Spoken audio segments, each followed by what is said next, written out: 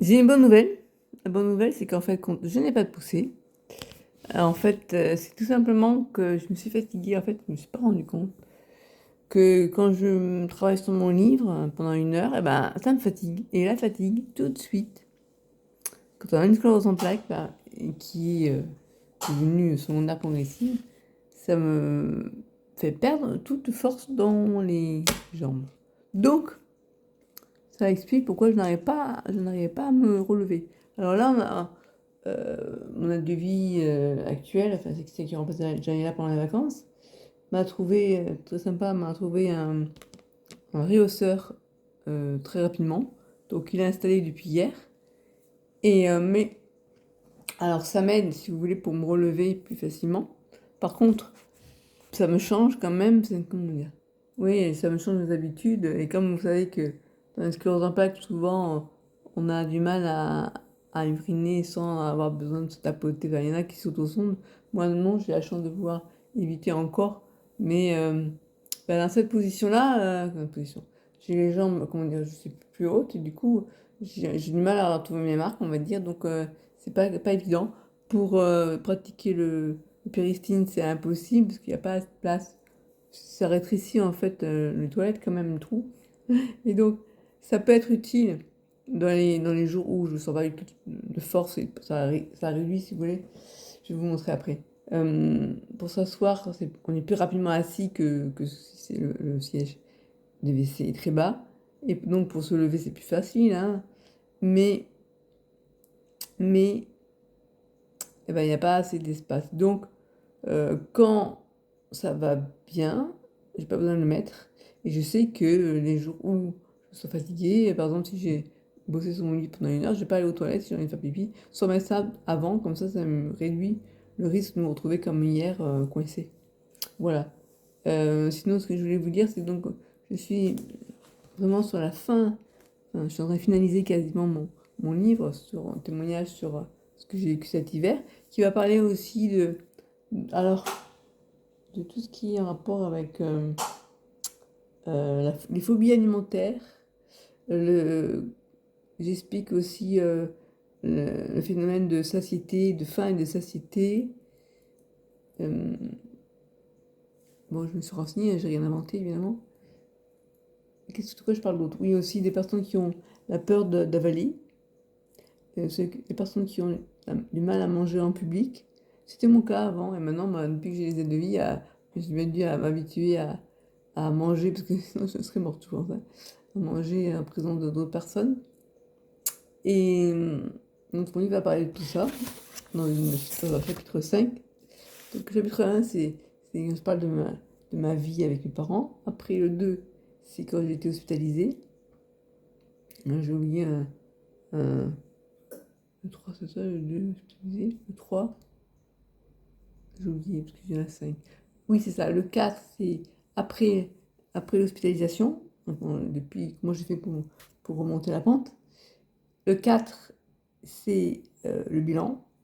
Un peu où là, je vais plus en détail pour expliquer notamment comment j'ai fait pour accepter la sonde. euh, et si je dois euh, donner mon avis sur, comment dire.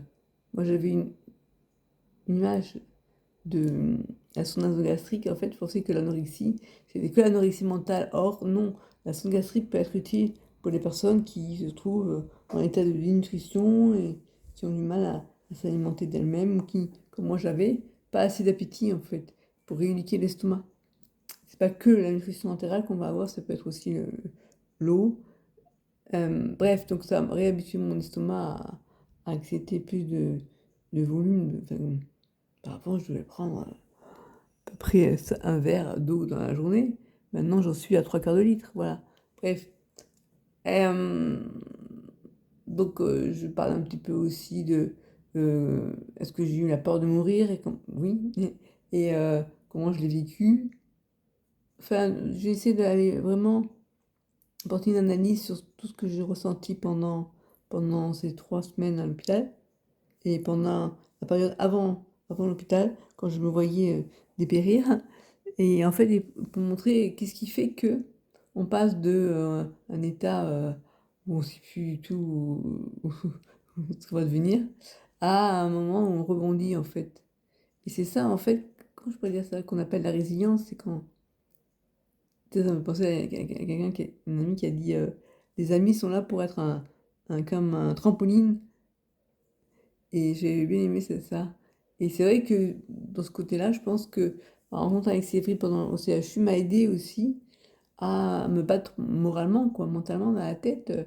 Que sinon, je pense que quand on est ça me rappelle un dessin que j'ai fait, où je suis comme sur un fil où il y a la vie ou la mort. Quand on est un peu sur un fil, eh ben, d'avoir du soutien moral, ça aide beaucoup. Et je pense que je l'ai aidé aussi. Et donc je parle un peu de tout ça. Ça va bien au-delà de parler que l'anorexie et l'anorexie. Il n'y a pas que l'anorexie mentale. C'est souvent ce qu'on montre en fait. Ces jeunes filles qui font l'anorexie mentale parce qu'elles ont envie de perdre du poids. Moi, ce n'est pas du tout le cas. Il y a plein d'autres personnes qui traversent des moments difficiles. Par exemple, des personnes qui ont eu un cancer et qui doivent arriver à manger alors qu'elles ont des problèmes, qu'elles vont vomir, elles ne souhaitent pas perdre du poids et comment elles font pour s'alimenter en ces moments-là. Voilà, donc ça dépasse vraiment ce schéma de la jeune fille anorexique mentale. Donc, si ça peut aider à d'autres personnes qui se posent la question, est-ce que j'accepte d'aller me faire hospitaliser ou pas? Après, moi, j'ai eu la chance de tomber dans un hôpital où il débute en fait une unité pour les personnes adultes. Parce qu'il me disait que c'est la première fois que, enfin, je me demande si ils m'ont pas dit que c'était en France, la seule unité qui existait pour des femmes, pas des femmes, des personnes adultes qui ont des problèmes de ce type. Donc ça, c'est bien. Et donc, j'essaie d'en parler de tout ça dans mon livre aussi, voilà. Je- Voilà, mais enfin bon, vous verrez. Si ça vous intéresse. Euh, Alors, il y a des moments difficiles, hein, notamment, ça m'a fait bizarre quand je me relis la partie 1 de tout ce que j'ai vécu avec mes parents, il y a des moments où j'ai vu ça, je dis, ah ouais, quand même, finalement, je comprends pourquoi j'ai eu ces problèmes digestifs et par conséquent les problèmes alimentaires. C'est que quand même, j'ai vécu des choses dures, d'une part. D'autre part, mes parents, ils m'ont pas mal parentifié et j'étais vraiment une vraie aide pour eux et pas du tout l'enfant de Tanguy comme on pourrait penser de l'extérieur. Et il y a des moments où, par exemple, ma mère, elle me disait, ouais, Christelle, je vais fermer les volets tant que la chatte n'est pas rentrée, je la trouve pas, je m'inquiète, tu sais bien, quand je m'inquiète, tant que je suis pas rassurée qu'elle soit à la maison, je vais pas pouvoir fermer les issues. Moi, j'étais à table, et ben, finalement, comme je suis à table, ben, au final, je me lève et puis je vais aller faire tout le jardin avec ma torche électrique, parce que je me suis dit, tiens, non, on est pendant, il était 21h30, quoi, il faisait nuit. Et je viens ma lampe électrique pour essayer de trouver le chat, hein, parce que donc la lampe électrique, les yeux du chat, on les voit. Et au final, elle n'était pas dehors, elle était bien sagement installée sous la couverture dans le lit de mon père. Et j'ai dit, bon, ma mère, elle exagère, quoi. Elle me fait me lever en plein repas pour aller chercher le chat dehors. Voilà un exemple. Après, il y a d'autres exemples, c'était mon père, enfin, j'avais plein d'exemples comme ça. Et au final, ouais, attendez, je vais boire un peu.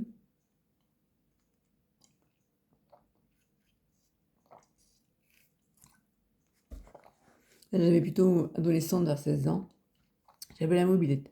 J'allais dire à mon père, oui, papa, je vais aller au vidéoclub louer un film. J'adorais en fait le cinéma et la vidéo quand j'étais à cet âge-là. Et il a dit non, non, non, Christelle, que tu vas pas être rentrée à l'heure. Il était 18h. Bon, il avait pas tort, je pense que j'aurais eu. Bon, c'était pas grave, mais mon père, il avait ce côté militaire. Là, c'était à 19h, on mange, on se met à table. Voilà. Et puis, ça n'a pas faim, c'est pas grave, tu manges quand même. Tu finis ton assiette. Enfin, c'était, alors que ma mère, beaucoup plus cool. Et comme quand s'était mise à travailler, mon père voulait pas, pour aider ma mère, j'ai dit, bon, je vais accepter, comment dire. J'ai été un peu trop sympa avec ma mère, parce que finalement, je me suis un peu sacrifiée dans le sens où je voulais pas que mon père ait une manière de me dire, ouais, t'as vu, c'est le bordel à la maison. Alors moi, je rangeais tout à la maison, à la place de ma mère. Enfin, je veux dire, pour prendre sa place quelque part. Et mon père, il m'en voulait inconsciemment, quoi. Et ça, je m'en rendais pas compte, c'est après coup, on s'est rendu compte. Bref, donc à l'époque, donc ma mère travaillait déjà, et ce soir-là, donc il était 18h, je dis à mon père: «Je prends un billet, ça devait être un vendredi, parce que là, c'était qu'au week-end, je prenais des films. Non, non, non, non, tu vas pas besoin de rentrer à 19h, bon.» Ah moi je dis: «Si, si, si, mais t'inquiète pas», je fais: «Si, si». Et je vais pas partir, et là, il me pique les clés de la mobilette, du garage, donc on peut pas sortir. Et j'étais pas content, je dis: «Non, non, non, mais c'est pas il va pas m'empêcher de sortir quand même, on va pas me séquestrer à la maison». Donc du coup, je suis partie quand même, je suis sortie de la maison, parce que j'ai quand même il m'avait enfermée, il avait comment dire? Il m'avait empêché de prendre la mobilette, donc il m'avait bloqué le portail, mais quand même pas pour que je puisse sortir de la maison. Donc je suis sortie de la maison, et là, je suis partie j'étais en pleurs, et je lui ai dit: «Papa», enfin, c'était quelque chose que je supportais pas, quoi, qu'il m'enferme là, parce qu'il voulait que je sois à table à 19h. Ça mettait bien la pression, quoi. Après ça, pour manger, et donc c'est pas fini, parce que là, donc je marche. Mais ça, j'allais pas aller au vidéoclub, parce que le vidéoclub, il était bien plus loin. Mais je marche, pas contente, je voulais manifester mon mécontentement, quoi. Et puis là, je vois ma mère arriver en voiture avec mon frère, puis elle me voit, hein, elle me voit en pleurs, hein, je lui dis: «Ouais, papa, il veut pas que j'aille au vidéoclub, il m'a piqué les clés de la mobilette.» Et là, elle me dit: «Bon, bah, elle rentre à la maison». Elle m'a rien dit de plus. Désolée, j'ai une alerte pipi. Donc voilà, du coup, je vais vous montrer les toilettes. Donc voilà comment ça se passe, hein. C'est un réhausseur, c'est ça. Alors vous voyez, l'espace est plus réduit quand même. Et puis bon, je suis pas tout à fait à l'aise, enfin, je sais plus, voilà, ça change. Bref, donc je vois. Donc ma mère elle la récupère, et puis ben, elle me dit rien. Voilà, elle me ramène, comme ça. Et moi, en fait, j'étais en colère que mon père. Bon, il n'est pas voulu. Bon, il aurait très bien pu dire: «Écoute, Christelle, sois raisonnable, tu iras demain, tu sais bien que j'aime bien qu'on soit à table, voilà.» Mais il a été, ça a été plutôt autoritariste, c'est ça qu'on dit? Ouais, enfin, moi, il n'a pas fait preuve d'autorité, il a fait preuve d'autoritarisme pour moi. Et donc, moi, j'étais vraiment en colère que comment ça s'est passé, quoi. Et que ma mère, elle dise rien. Et du coup, à 19h, donc une demi-heure après, je suis allée à la table. Ben, je peux vous dire que j'avais pas envie de manger, quoi. Parce que quand quelqu'un vous dit: «Tu es à table à 19h et tu vas manger ce que je t'ai préparé», tu vas à table, bon déjà si t'as pas faim, t'as pas du tout envie de manger. Mais moi, ce qui se passait, c'est que même si j'avais faim, comment dire, voilà, c'était un épisode. Bon, voilà, j'ai dû être en colère, puis bon, j'ai mangé, voilà, ok. Mais il y a eu d'autres moments où, par exemple, c'était préparer ces plats. Les plats, ça, par exemple, ça peut être des trucs sympas, le ragoût de mouton qui me plaisait. Puis il y a des fois où c'était soit tête de veau, ou des tripes, ou des choses que j'aimais pas. Et, et donc, il passait un temps fou à préparer ça. C'est des plats qui duraient des heures, quoi. Des plats en sauce, très riche, très copieux, très lourd à digérer. Donc pour moi, je le voyais comme quelque chose de très lourd à digérer. Pour lui, c'était quelque chose de un bon plat du terroir, qui va tenir au corps, qui va tenir au ventre, voilà. Lui, ça lui plaisait, là que moi, j'en avais peur, en fait, ces plats, parce que je savais que j'allais avoir du mal à digérer. Et, et dans ces moments-là, donc faut voir un peu comment ça se passait. Comme mon père, il faisait la cuisine, il mettait la pagaille de partout dans la cuisine. Donc après, il fallait nettoyer tout ce qu'il avait fait, pour peu qu'il ne fasse pas cramer des choses au passage. Moi, il y avait avant l'accident, il y a eu après l'accident. Après l'accident, il lui arrivait ça brûler quand il fermait la cocotte minute. Enfin, bref, je ne vais pas tous les détails parce qu'il y aurait après faire un deuxième livre rien avec ça. Et donc, il prépare donc euh, son plat. Il est terminé. Après avoir tout nettoyé à sa place, c'est on va à table et il faut manger et aimer ce que j'ai fait à manger.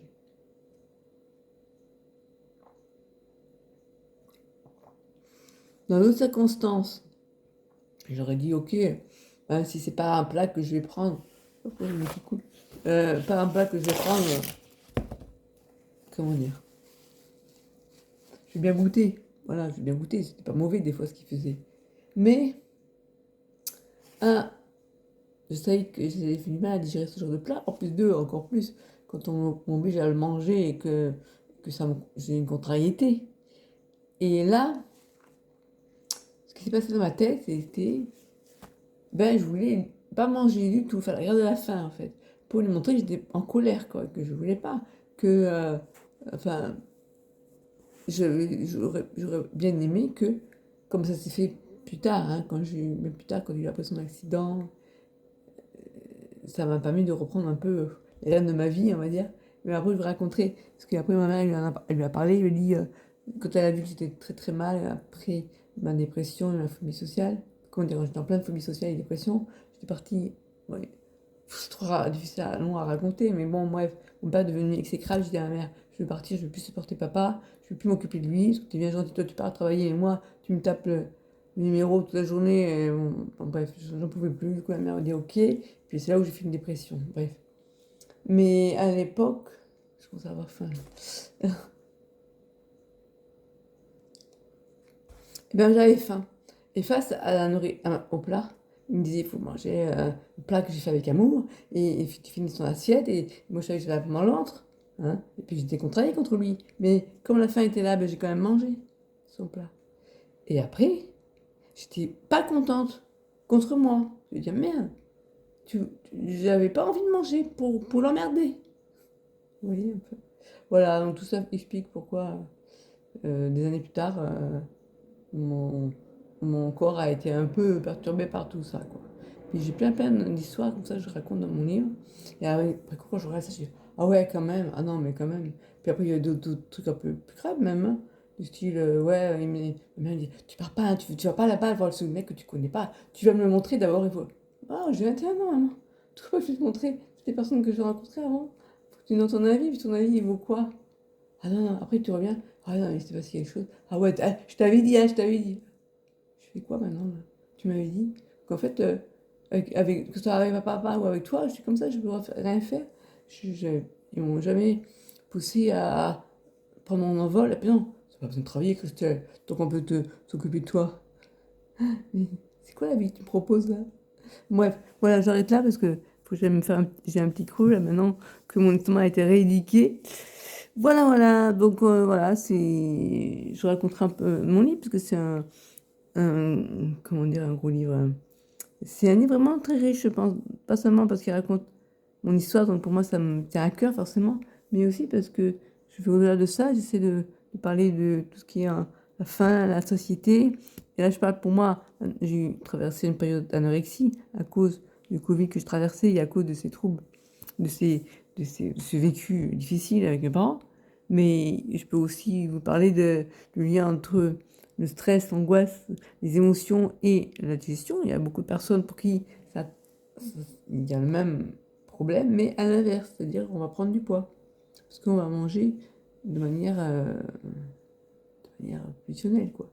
On en reparle dans une prochaine vidéo. À bientôt!